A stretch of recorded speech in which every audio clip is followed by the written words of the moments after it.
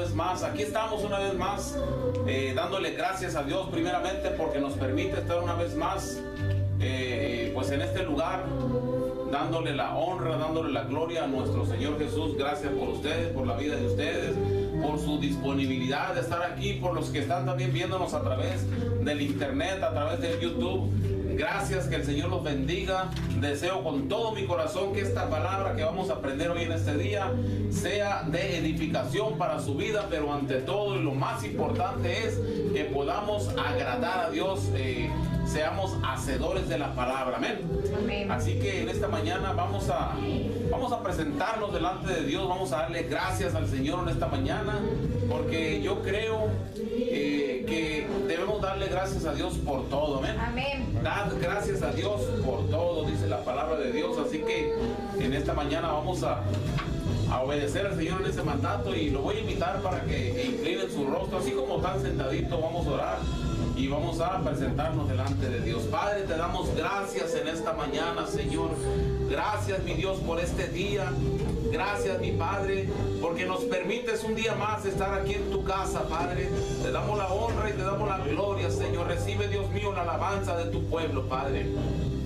En esta mañana, mi Dios, nos presentamos en el nombre de Jesús delante de ti, Padre, poniendo nuestra mente y nuestro corazón, Padre, y nuestro entendimiento, que es muy escaso, Padre, lo ponemos en tus manos, Padre, para que tú abras, Señor, ese entendimiento, para que tú abras, Dios mío, nuestra mente y nuestro corazón, Padre, para poder captar, para poder, Dios mío, poder tener, Señor, un poco, Padre, de lo que tú quieres darnos, Señor. Gracias, mi Dios, en el nombre de Jesús, Padre. Bendice a mis hermanos, bendice mi vida, Padre, y que en este día, Padre, tu Espíritu Santo pueda hablar, Señor, a través de mis labios. Gracias, mi Dios, en el nombre de Jesús. Amén, amén.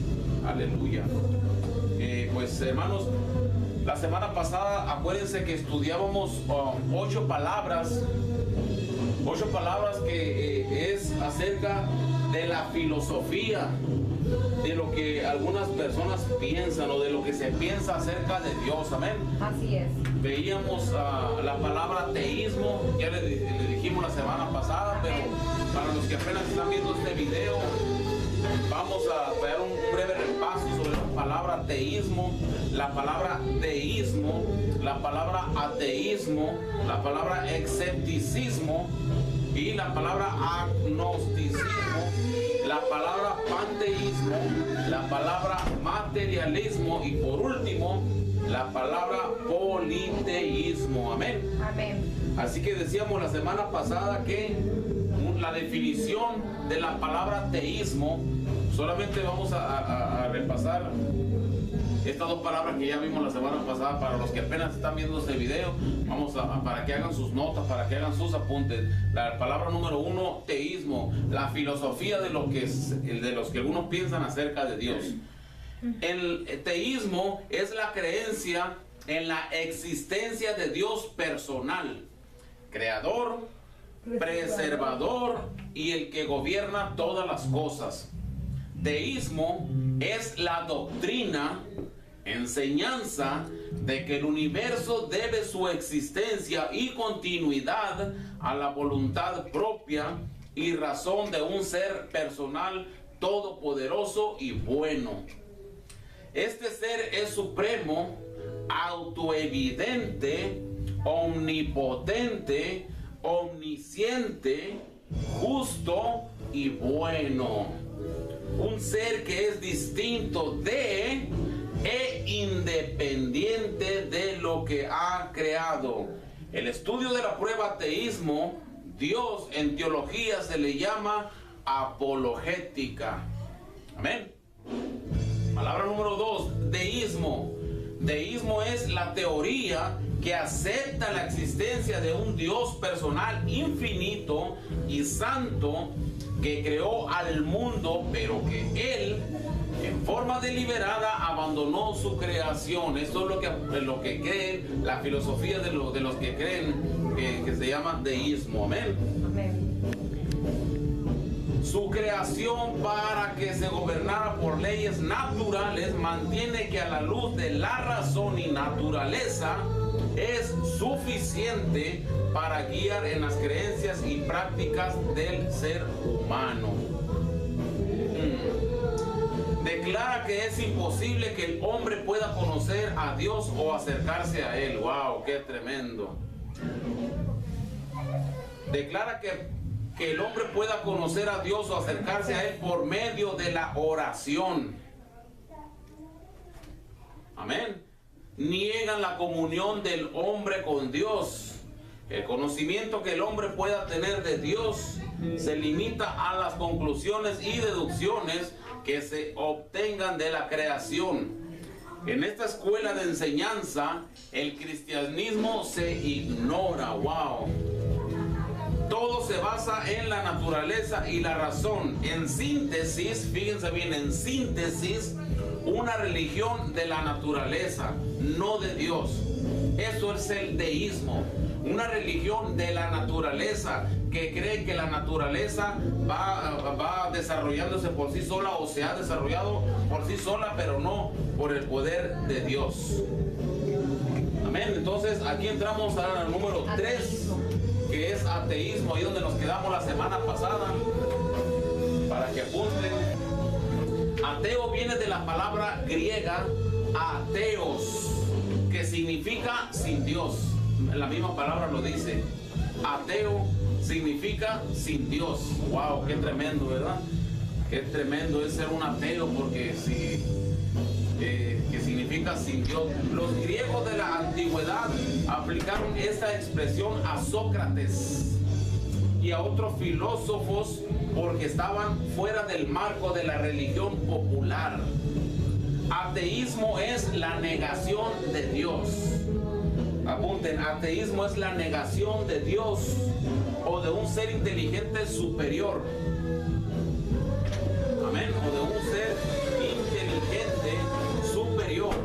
Afirma en forma absoluta: no hay Dios. Wow, qué palabra tan más condenadora para la persona que afirma esa palabra. ¿Qué pasó? Inteligente. Ateísmo es la negación de Dios o de un ser inteligente superior. O sea que afirma en forma absoluta: no hay Dios. Wow, qué tremendo, ¿no? Ateo, no hay Dios. Hay varias formas de clasificar al ateísmo. Los dos grupos más acertados son el ateo practicante. Fíjense bien en esto, el ateo practicante. ¿Quién es el ateo practicante? ¿Cómo se identifica o cuáles son los, vamos a decir, los síntomas o lo que trae el ateo practicante? Vamos a ver algunos textos bíblicos en el libro de Salmos para que se vayan preparando. Ateo practicantes son aquellas personas que en la vida práctica no reconocen a Dios y viven como si no existiera. Fíjense, viven como si no existiera. No sé usted, pero a mí me ha tocado toparme con varias personas y casi a diario que viven como si no conocieran a Dios. Y si usted le pregunta, ellos dicen: no, yo creo en Dios. Yo sé que hay un Dios, yo creo en Dios, yo le pido a Dios, yo le pido a Diosito, inclusive dicen. Pero ¿qué está pasando? Que están viviendo como si no existiera, como si no hubiera un Dios. Entonces, verdaderamente se le podrán llamar creyentes de Dios o simplemente ateos. Pues ateos. Viven como si no existiera. O sea, dicen que creen en Dios. Estamos hablando de los practicantes, ¿no? Porque los que ya están sumergidos en el ateísmo, ellos dicen deliberadamente que no hay Dios, que no existe un Dios. Entonces, estos son los síntomas para los practicantes de ateísmo, que viven como si no existiera, aunque no lleguen a negar su existencia propiamente. Sí, es lo que les acabo de decir. O sea, viven como si no existiera, pero no niegan. No llegan a negar su existencia propiamente. O sea, ellos dicen: sí hay Dios, yo creo en Diosito, yo le pido a Diosito, pero viven como si no existiera. ¿Por qué viven como si no existiera? Bueno, porque son indiferentes.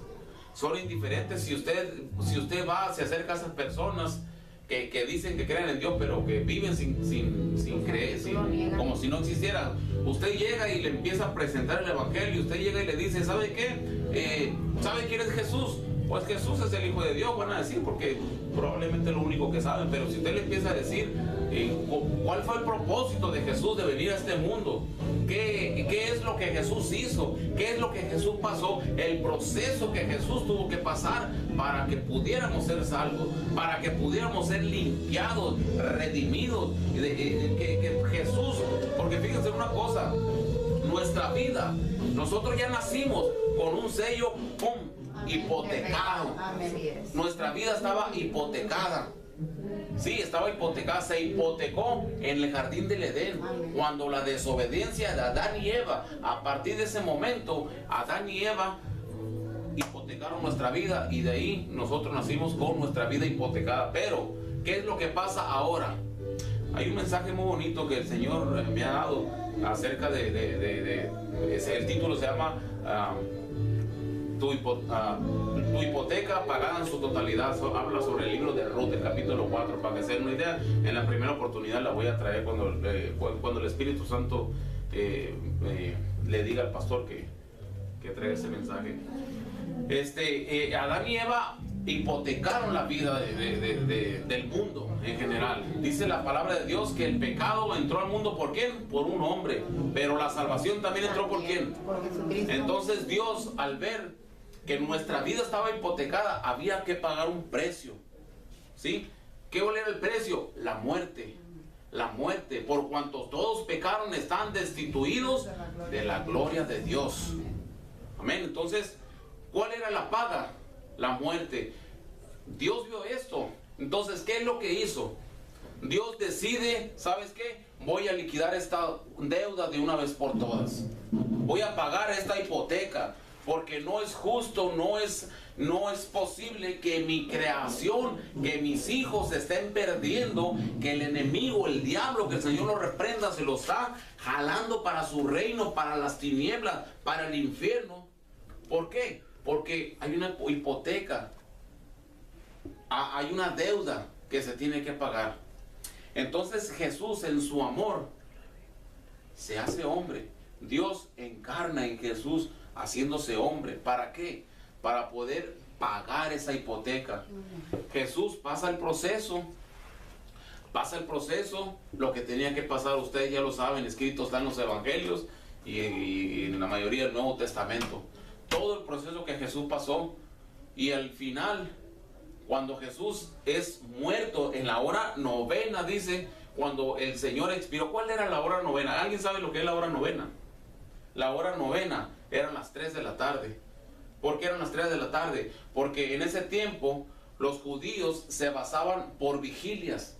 Eran 4 vigilias. La primera vigilia empezaba de 6 de la tarde a 9 de la noche. Eran vigilias de 3 horas. Primer vigilia de 6 a 9 de la noche.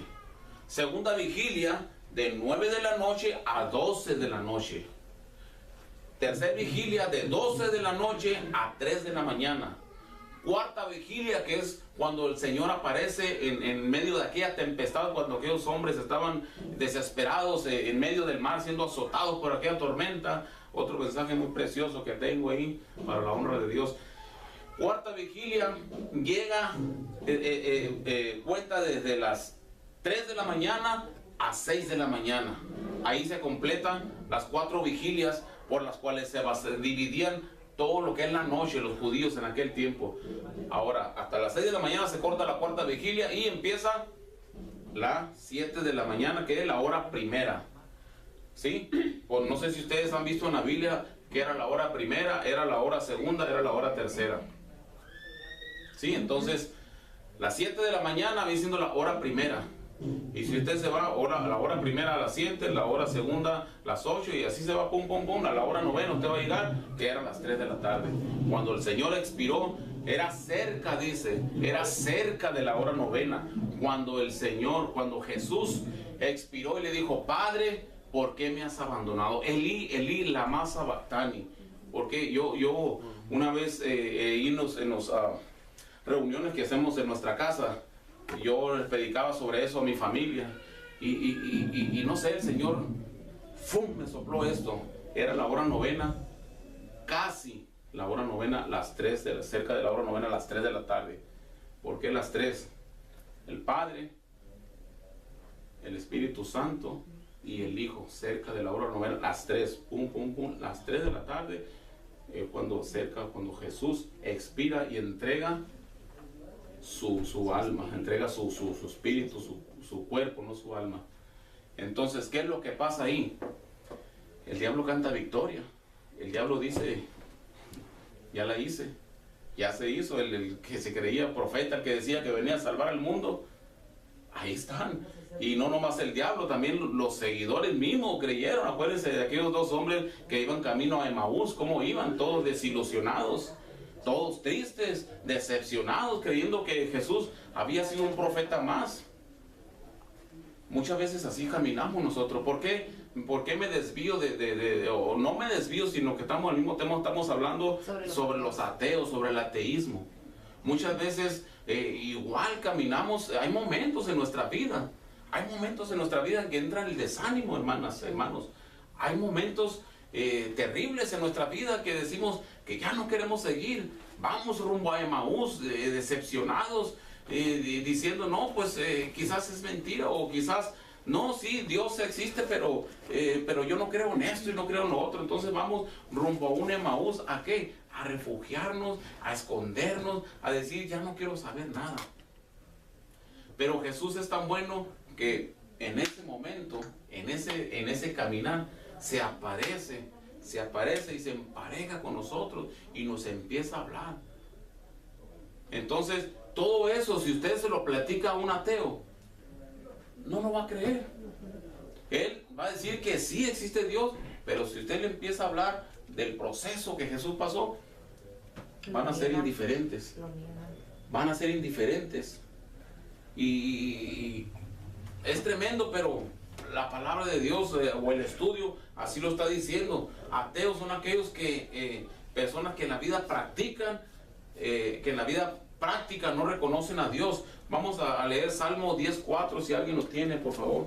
Y 10.4, Salmo 14.1 y Salmo 53.1. Amén, 10.4. 10.4, ¿qué más, pastor? Es 14.1. ¿Dos citas nada más? Son 3, 53 uno del otro, Salmo 53.1. 10.4. Amén, hermana. El malo, por la altivez de su rostro, no busca a Dios. Ay, Señor. No hay Dios en ninguno de sus pensamientos. Amén. Wow. Sí, es lo que estamos hablando aquí del ateo. Sí, el ateo, el malo. Por altivez de su rostro. Por la altivez de su rostro. ¿Por qué la altivez de su rostro? Porque él anda con un rostro arrogante, diciendo, no existe Dios, no hay Dios, no reconocen a Dios, no hay Dios en ninguno de sus pensamientos. Amén. Wow, hermana Nena, si tiene el Sí. 14.1. Amén. La palabra de Dios dice, en nombre del Padre, del Hijo y del Espíritu Santo. Dice el necio en su corazón, no hay Dios. Ay, Señor. Dice, se han corrompido, hacen obras abominables, no hay quien haga el bien. Ay, dice el necio en su corazón, no hay Dios. Amén. Qué fuerte. Wow, tremendo. ¿Alguien tiene Salmo 53.1? Amén, hermano. Dice el necio en su corazón no hay Dios, se han corrompido e hicieron abominable maldad, no hay quien haga bien. Wow, casi lo mismo que el Lo mismo, 14.1. ajá. No hay Dios, dice el necio en su corazón. Es lo que les testificaba la vez pasada acerca de aquel llantero, ¿verdad? ¿Cuántos se acuerdan? Sí, Que amén. decía aquel hombre, no hay Dios, dice, si yo me levanto en la mañana es porque yo tengo fuerzas, porque yo tengo inteligencia y porque soy, ¿cómo se dice? Soy compatible para poder elaborar ese trabajo. Muchos dicen gracias a Dios, pero yo no sé por qué le dan gracias a Dios. Y si es uno, dice el de la fuerza, es uno el que se levanta. Wow, era un ateo tremendo. Entonces ahí le podemos aplicar este salmo. Si no existiera, son ateas practicantes. Alguien dijo, Fíjense bien, alguien dijo, todo pecado destila en el corazón una gota de ateísmo. Fíjense, todo pecado destila en el corazón una gota de ateísmo. ¿Qué quiere decir esto? Los que no tienen alma. ¿Qué quiere decir esto? Que todo pecado, por ejemplo, como humanos, tenemos que tener mucho cuidado, mucho cuidado. ¿Por qué? Porque el pecado está en cualquier lugar, en todo momento. Muchas veces una mirada puede hacer que pequemos, un acto, una obra, un pensamiento puede hacer que pequemos. Entonces, ¿qué quiere decir esto? Es una gota de ateísmo, o sea, es una gotita que le metemos en nuestra vida, es una gotita. Ahora, si a esa gotita nosotros le añadimos otra gota, otra gota, otra gota, hasta que se haga un chorro, vamos a estar terminando unos que ateos. Entonces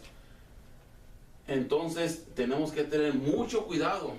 Todo pecado destila en el corazón una gota de ateísmo, una gota nada más, una gota de ateísmo. Algunos, dice, lo llenan hasta el borde. Wow. Algunos lo llenan hasta el borde. O sea, que se dicen... ¿Una gota de qué destilan? Una gota, todo pecado destila en el corazón una gota de ateísmo. ¿Sí? Algunos lo llenan hasta el borde. Ahora vamos a ver el ateo teórico. Viene todavía, es de definición de la palabra ateo. El ateo teórico, estas son personas que con el intelecto buscan fundamentar sus teorías, buscando negar a Dios con argumentos racionales. ¿Qué son argumentos racionales? Lo que ellos piensan, lo que ellos razonan, hasta donde su razonamiento les da a entender solamente. Ellos buscan negar a Dios con su propia mente, con su propia razón, con el argumento que ni siquiera tiene un fundamento. Wow. Hay tres formas. El ateísmo dogmático, el que afirma positivamente que Dios existe como un hecho científicamente comprobado. Un ejemplo es el marxismo. Amén. Esa es una de las formas. Segunda forma, el ateísmo escéptico. ¿Qué es el ateísmo escéptico? Este es el producto de una actitud filosófica negativa y de una reacción pesimista ante los males del mundo. Este es el producto de una actitud filosófica negativa y de una reacción pesimista ante los males del mundo y de la vida. Consiste en un estado de duda y no hay una decisión de rechazar del todo a Dios. Fíjense bien, anoten eso y pónganse a razonar la definición de estas palabras. ¿Qué significa? El ateísmo escéptico. Este es el producto de una actitud filosófica negativa. O sea, es la actitud de una vida de negatividad y de una reacción pesimista ante las cosas, cuando las cosas del mundo te están ahogando, cuando te están tratando de aplastar, de hundir. ¿Cuál es la forma de uno de reaccionar? Negativamente, pesimistamente. Amén. O sea, consiste en un estado de duda. Cuando usted se pone en negatividad, cuando usted se pone pesimista, empieza a entrar una duda muy tremenda en su mente y no hay una decisión de rechazar del todo a Dios. De rechazar del todo a Dios. ¿Sí me entienden? O sea, como que tienen miedo de decir, ¿será que existe Dios o será que no existe? Tienen miedo de decir, porque ¿qué tal si sí existe? No, pero es que no existe. O sea, están siempre con la duda, con el miedo, con la negatividad, con el pesimismo viviendo en su vida. Eso es un círculo de donde ellos mismos se encierran y no pueden salir de ahí. Es una vida tremenda. Ahí es donde llega el estrés, ahí es donde llega la depresión y por lo tanto llega el enemigo. ¿Y qué hace? Que sabe que pégate un balazo porque estás estorbando en este mundo. Por eso hay tantas muertes en este mundo. Por eso pues si usted ve las noticias, ve los periódicos alrededor del mundo, simplemente nomás aquí en Estados Unidos, hay gente que así, encerrada en un estado de estrés, de depresión, se quitan la vida. Y muchas veces, no solamente ellos, sino que hasta su propia familia se están arrastrando. Y es algo tremendo. Por eso, cuidado con ese tipo de ateísmo, es tremendo. El ateísmo capcioso es el que sostiene que no hay pruebas o evidencias válidas de la existencia de Dios. Es el que sostiene que no hay pruebas o evidencias válidas de la existencia de Dios. Lo sostienen porque no lee la Biblia, por eso lo sostienen, ¿verdad? De que no hay evidencias. Si leyeran la Biblia, pudieran encontrar muchas evidencias de la existencia de Dios. El ateísmo busca desarraigar a Dios del corazón y de la mente de los hombres. Francisco Guica escribió acerca de la mentira de Dios en su libro Justicia Sacerdotal y dice: si Dios existiera, si el absoluto Dios existiera, la mentira inventada por los hombres para explicarse los fenómenos naturales en la infancia de su civilización es inútil hoy. No la necesitamos para nada, porque la ciencia nos explica muchos fenómenos físicos y químicos que anteriormente se creyeron sobrenaturales. Los que todavía no son explicables lo serán cuando los hombres adelanten sus estudios. Las hipótesis Dios abajo, pues esta palabra que debe recordarse solo como una dicción de épocas atrasadas. La civilización de cerebro puede dividirse en épocas de ídolos groseros, fetichismo, ídolos corpóreos. ¿Qué es ídolos corpóreos? Ídolos que con cuerpo, que hacen bulto, que hacen como esto. Puedo agarrar un ídolo, es un ídolo corpóreo porque lo puedes tocar, lo puedes ver, lo puedes palpar. Ídolos corpóreos, cristianismo, ídolos espirituales, espiritismo y sin ídolos. ¿Cuáles son los ídolos espirituales? Déjenme explicarles algo rápidamente acerca de los ídolos espirituales. Cuando yo era un idólatra, me acuerdo en aquellos años, ya estaba casado y sin casar, soltero y todavía recién casado. Me acuerdo yo en aquellos años que, por ejemplo, solamente es un ejemplo que yo viví. Por eso lo platico, porque yo lo viví. Que se me perdía algo, por decir un ejemplo, mi cartera. Y decía, oh, mi cartera no la hallo, ¿dónde está? Y preguntaba a todos y nadie. Entonces, mi mamá me decía, ¿sabes qué, hijo? Mira, préndele una veladora a la ánima de las basuras. Así me decía. Y nomás promete una veladora que la encuentres y la vas a hallar. Entonces, ese es un ídolo espiritual.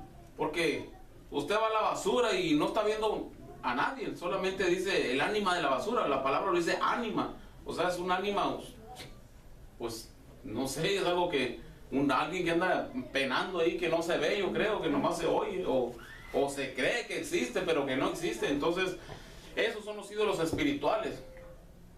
Ídolos espirituales que uno piensa que vienen de parte de Dios, pero en realidad es solamente hechicería, solamente brujería, solamente fetichismo o qué sé yo. Son cosas tradiciones que el diablo ha puesto en nuestra familia, pero que gracias a Dios el Señor ha tenido misericordia de nosotros y ha cortado toda esa maldición de idolatría de nuestras vidas. Amén. ¿Cuántos se gozan por eso? Yo no sé cuántos vienen de esas raíces, pero yo vengo de esas raíces y siempre me gusta testificar para los que están todavía metidos en idolatría puedan liberarse, porque dice la palabra de Dios que es una maldición que arrastra no solamente nosotros, sino las generaciones que vienen atrás de nosotros. Entonces tenemos que tener mucho cuidado. Si amamos a nuestros hijos, si amamos y apreciamos lo que Dios hizo por nosotros, tenemos que cortar con eso, todo eso de idolatría. Amén. Amén.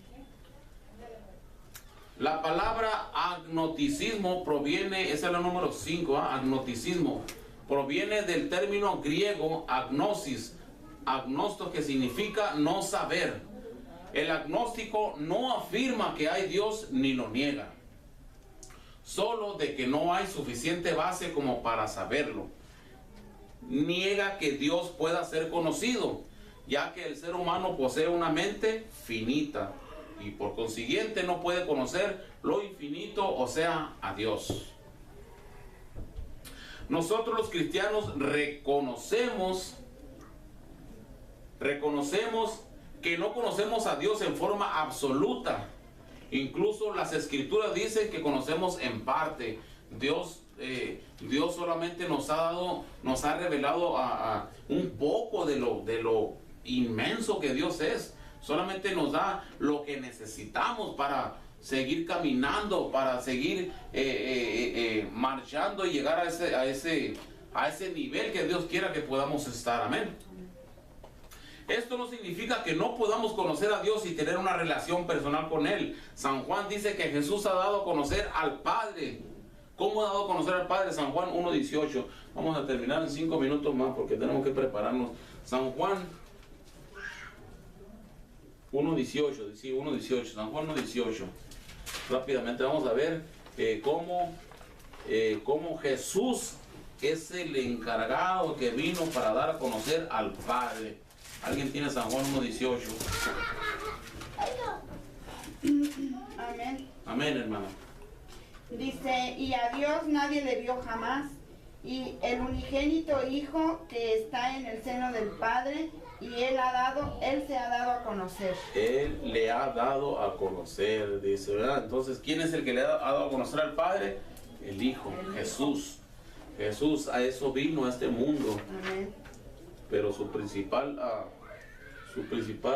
encomienda aquí era ¿qué? Pagar por nuestros pecados. Vamos a brincarnos a la número 6 rápidamente porque nos quedan 6, 7 y 8. Panteísmo. Este término viene de dos vocablos griegos: pan, que significa todo, y de teos, que significa Dios. Esto enseña que el universo y Dios son uno. Todo es Dios. Esta doctrina enseña de que toda realidad o todas las cosas son idénticas con Dios y que nada existe fuera de Él. Todo es Dios o Dios es todo.